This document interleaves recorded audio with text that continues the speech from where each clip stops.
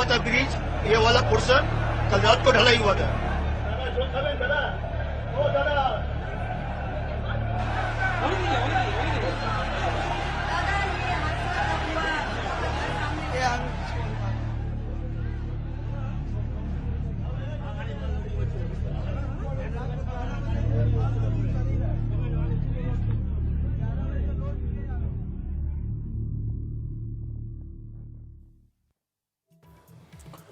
नमस्कार, मैं हूं विज्ञान प्रकाश। आज का न्यूज पॉइंट, हम बदलाव की बात करते हैं, हम शहरीकरण की बात करते हैं, हम शहरों में आवाजाही की बेहतर व्यवस्था की बात करते हैं, हम नागरिक के तौर पर बेहतर ट्रांसपोर्ट की बात करते हैं। ये सारी बातें हम करते हैं जो कि बहुत जरूरी है, क्योंकि हिंदुस्तान बदल रहा है। लेकिन हिंदुस्तान के बदलने में जो प्रक्रिया है उसमें सबसे बड़ी भूमिका निभाता है इस देश का मेट्रो।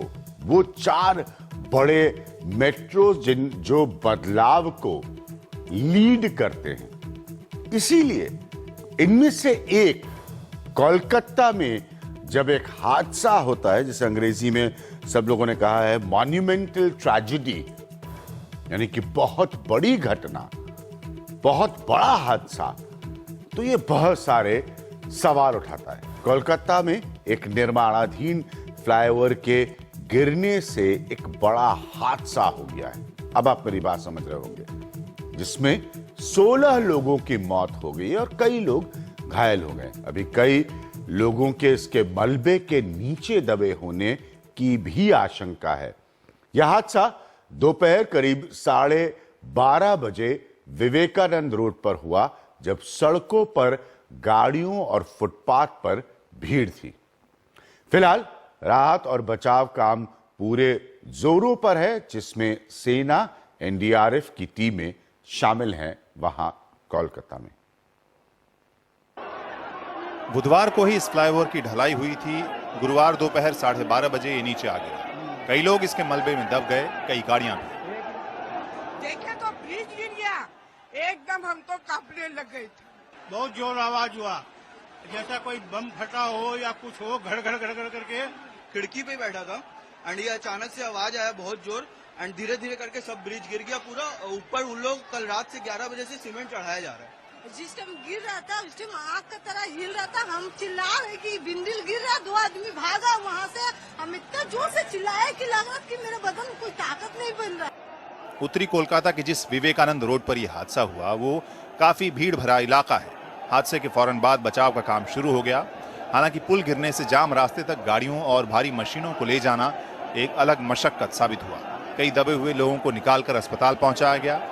एनडीआरएफ की टीमें कोलकाता पहुंच गईं। सेना ने भी बचाव का मोर्चा संभाला, उसके इंजीनियर भी बुलाए गए।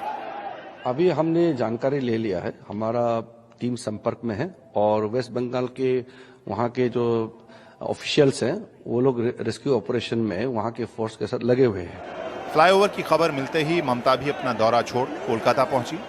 मामले की जांच हमारा चीफ सेक्रेटरी ने ऑलरेडी अनाउंस किया कि ये तो टेक्निकल बात है, इंजीनियरिंग का बात भी हो सकता है।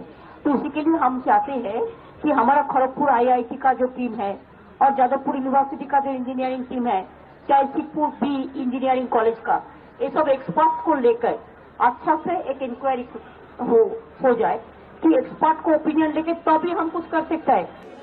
2.5 किलोमीटर लंबा यह फ्लाईओवर 2009 में बनना शुरू हुआ, 2012 में से पूरा होना था।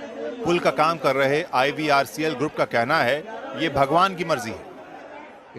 ये भगवान की मर्जी है। अब तक हमने 27 सालों में कई ब्रिज बनाए हैं, लेकिन ऐसा हादसा कभी नहीं हुआ। हम भी सदमे में हैं और हम पता लगा रहे हैं कि ऐसा क्यों हुआ। फ्लाईओवर ऐसे समय गिरा है जब बंगाल में चुनाव सिर पर है। ऐसे में इस हादसे को लेकर राजनीतिक आरोप प्रत्यारोप भी चलते रह सकते हैं। कोलकाता से सौरभ गुप्ता की रिपोर्ट, एनडीटीवी इंडिया। तो जिनकी इसे बनाने की जिम्मेदारी है, उनका ये कहना है कि ये भगवान की मर्जी थी। अब ये देखिए, जांच से ही स्पष्ट होगा कि ये किसकी मर्जी थी, लेकिन बहुत बहुत बहुत गंभीर घटना है। 2009 में ये पुल बनना शुरू हुआ, 2012 में इसको पूरा होना था। ये बेहद हैरान करने वाली बात है कि इतने बड़े हादसे पर फ्लाईओवर का निर्माण करने वाली कंपनी, जैसे मैंने कहा है, इसे भगवान की मर्जी करार दे रही है। इस घटना पर मुख्यमंत्री ममता बनर्जी ने कहा है कि दोषियों को बख्शा नहीं जाएगा। वहीं प्रधानमंत्री नरेंद्र मोदी ने भी ट्वीट करके हादसे पर शोक और संवेदना जताई है। कोलकाता की विवेकानंद रोड पर जिस पल ये हादसा हुआ, अचानक एक जोरदार आवाज के साथ चारों ओर गर्द का गुबार और मलबे का ढेर फैल गया। ये सब कुछ इतनी जल्दी हुआ कि किसी को संभलने का मौका तक नहीं मिला। हर कोई तस्वीर में दिख रहे दो लड़कों की तरह खुशनसीब नहीं था जिनकी नजर ऐन वक्त ऊपर उठ गई और खतरा भांपते हुए वो पीछे हट गए। रात को ढलाई हुआ, सुबह पली ये एकदम ठीक चल रहा था, परंतु पता है अचानक एकदम ऐसा बैठ गया है। ये कैसे बैठा, ये समझ में नहीं आ रहा। आप देख रहे हो व्हाइट गाड़ी जो है आग के सामने गिरी। हम लोग को ऐसा लगा कि कोई भूकंप आया है, पर इट वाज नॉट अ भूकंप, it was a slide down. ठीक है। कितने लोग अंदर हो सकते हैं? गाड़ियां कितने थे अंदर? 4 से 5 गाड़ियां थी, 2-3 ऑटो थे। जिस जगह यह हादसा हुआ वो कोलकाता का एक पुराना और घना बसा इलाका है। इन तस्वीरों के जरिए इसे समझा जा सकता है। हुगली नदी के पश्चिमी किनारे पर यह हावड़ा टर्मिनस है और इससे सटा ही मशहूर हावड़ा ब्रिज है, जिसे पार करते ही बड़ा बाजार का इलाका आता है और उसके ही पास उत्तर की ओर का इलाका गिरीश पार्क कहलाता है। यहीं गणेश टॉकीज है। विवेकानंद रोड यहाँ की बेहद पुरानी और व्यस्त सड़क है जिस पर फ्लाईओवर बनाने का काम चल रहा था। एक तो तकदीर मेरा बढ़िया बच गया। उस समय हम जूस पी रहा था नीचे में, जूस पीने का इच्छा था। हम तो देखा नीचे तो जूस पिएगा, हठात देखता ब्रिज, सैकड़ों आदमी दब के मर गया। हम इतना जोर से चिल्लाए कि लगा कि मेरे बदन में कोई ताकत नहीं बन रहा। तब तक पूरा बिंदिल एकदम पूरा नीचे ही उलट गया और कितने आदमी वहाँ मर गया कोई पता नहीं चला। इस फ्लाईओवर की लंबाई करीब 2.25 किलोमीटर है, जिसका ठेका हैदराबाद की एक कंपनी को मिला है। 2009 में मिले इस ठेके के मुताबिक फ्लाईओवर को 1.5 साल में ही पूरा किया जाना था और इसका बजट 164 करोड़ रुपए था।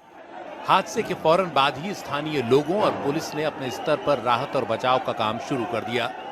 बाद में सेना और एनडीआरएफ की टुकड़ियां भी आ गईं, जिससे राहत का काम तेज हो गया। एनडीआरएफ की 2 टीमें जिनमें करीब 80 लोग हैं और सेना की 5 टुकड़ियां राहत के काम में जुटी रहीं। सेना की 3 मेडिकल टीमें और इंजीनियरों की टीमें भी मौके पर पहुंच गईं। घटना के फौरन बाद राज्य के मुख्य सचिव और गृह सचिव भी मौके पर पहुंचे। इसके साथ ही एक हेल्पलाइन नंबर 1070 जारी कर दिया गया। उधर प्रधानमंत्री नरेंद्र मोदी ने ट्वीट कर इस घटना पर दुख जताया। उन्होंने लिखा कि कोलकाता में फ्लाईओवर गिरने की खबर से दुखी हूं, मुझे सदमा लगा है। हालात और बचाव अभियान के बारे में जानकारी ली है। मेरी संवेदनाएं मारे गए लोगों के परिवार वालों के साथ हैं। घायलों को अस्पताल पहुंचाने के लिए एम्बुलेंस मौके पर रही, लेकिन राहत और बचाव के रास्ते में सबसे बड़ी रुकावट मलबे से आई। दरअसल पुराना और घना बसा इलाका होने की वजह से यहाँ बड़ी मशीनों को पहुंचाना मुश्किल काम है, जिससे पुल के बड़े हिस्सों को फौरन हटाया जा सकता था। हमारे साथ अमित पांडे मौजूद हैं। अमित, एक बात मैं जानना चाहता हूं कि शहरीकरण के दौर में, नए शहरीकरण के दौर में हम सब जानते हैं कि घने बसे हुए इलाकों को बेहतर जोड़ने का एक ही तरीका होता है। ये कई शहरों में अप्लाई हुआ है, फ्लाईओवर्स बनाना। ये दिल्ली में भी हुआ है, ये मुंबई में भी हुआ है, ये बाकी शहरों में भी हुआ है, ये चेन्नई में भी हुआ है और ये कोलकाता में भी हुआ है। क्या आपको लगता है इस हादसे से उस बात पर, उस सोच पर कोई असर पड़ेगा? अभिज्ञान, जैसा ये जो एरिया है कॉमर्शियल बहुत ज्यादा इंपॉर्टेंस रखता है और यहाँ की जो सड़कें थी वो काफी सकरी थी, बहुत ज्यादा चौड़ा नहीं था यहाँ का रोड। और कलकत्ता में अगर आप जाएं तो वहाँ आप देखेंगे कि वहाँ की जो सड़कें हैं बहुत चौड़ी नहीं है। जब सरकार बदली तो कई बार ये बात आई कि रास्तों को चौड़ा किया जाएगा, लेकिन हुआ कुछ नहीं ऐसा। जब ममता दीदी की सरकार आई तो भी सब कुछ उसी ढर्रे पे चल रहा था जो पिछली सरकार जैसा कर रही थी। और ये जो रास्ता है ये काफी शुरुआत से ही काफी कंजेस्टेड रहा है, बहुत पतला रहा है और इसके ऊपर जब फ्लाईओवर बनाने की बात हुई, शुरू से ही इसमें विवाद शुरू हो गया था। शुरुआत में ही लोगों ने इसका काफी विरोध किया था कि इतने कम जगह में यहाँ फ्लाईओवर कैसे बनाया जा सकता है। 2001 में सबसे पहले सीपीएम गवर्नमेंट ने इसके बारे में सोचा और उन्होंने कहा था कि हावड़ा ब्रिज से जस्ट बगल से ही ये रास्ता पोस्ता होते हुए ग्रीस पार्क जाता है, और उन्होंने ही सबसे पहले इसको पास किया कि हम यहाँ पे एक फ्लाईओवर बनेगा, क्योंकि जो पोस्ता एरिया है वो कमर्शियल इंपॉर्टेंस बहुत ज्यादा रखता है बंगाल के, कि बड़ा बाजार बहुत करीब है इसके, और जो बाहर से ट्रकें आती हैं वो यहाँ पोस्ता में आती हैं, और वो सारी ट्रकें इसी रास्ते से होते हुए जाती है, क्योंकि पोस्ता के पास बहुत बड़ा गोडाउन है वहाँ पे, और सारा माल यहाँ आता है, यहाँ पे स्टोर होता है, उसके बाद कलकत्ता के दूसरे पार्ट में जाता है।